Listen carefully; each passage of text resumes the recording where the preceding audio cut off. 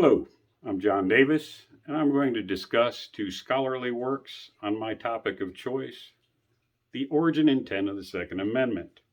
The works that I will look at, I located through Oxford Scholarship online database that I accessed through the Jerry Falwell Library.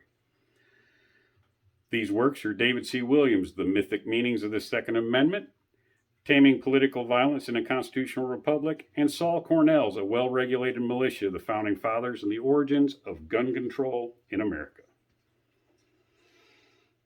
Williams tends to focus on the framers and states that they would not have drawn a sharp distinction between the militia and the people because the militia was the people's military manifestation. He argues that the universal militia was the legal ideal, and an ideal which became part of the Constitution. He is supported most famously by Thomas Jefferson, who celebrated the right of the people to resist a corrupt government, stating, "And what country can preserve its liberties if its rulers are not warned from time to time that this people preserve the spirit of resistance?"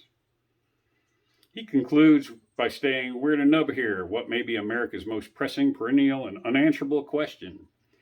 Can a society that celebrates freedom and difference maintain enough commonality to preserve the conditions necessary for freedom and difference?" I'll come back to a conclusion that somewhat mirrors that. Saul, in his A Well-Regulated Militia, the Founding Fathers and the Origins of Gun Control in America, likes to refer a lot to Noah Webster, most famous, the author of Webster's Dictionary. Webster was a Federalist, and he took on the Anti-Federalists directly, indicating that there was little danger to the militia from a constitution because before a standing army can rule, he observed, the people must be disarmed. As they are in almost every kingdom in Europe, supreme power in America cannot enforce unjust laws by the sword because the whole body of the people are armed. He looked at the militia as central. He also gave great credence to the pro-federalist arguments of Tench Coxe, who famously asked, "Who are these militia? Are they not ourselves?" Coxe indicated that Congress had no power to disarm the militia because their swords and every terrible implement of the soldier are the birthright of an American. The right to bear arms was, in Coxe's view, clearly intended to preserve a right to keep and bear military weapons intended for militia service. The collective rights interpretation seemed to come about at around 1914 in a short but influential article in the Harvard Law Review by Lucilius A. Emery, Chief Justice of the Maine Supreme Court. Emery viewed the militia in fairly narrow terms, feeling that the words of the preamble to the Second Amendment no longer referred to the universal militia of the founding era, but now described a modern National Guard.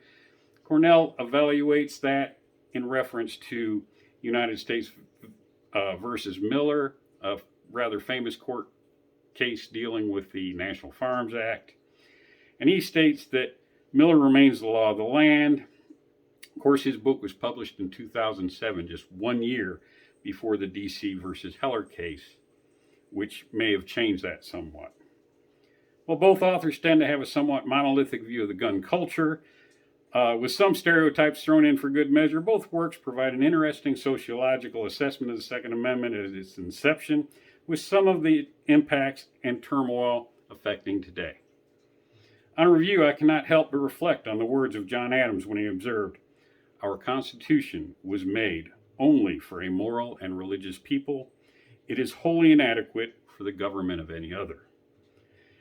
And I am left to wonder if we as a nation still qualify. Thank you.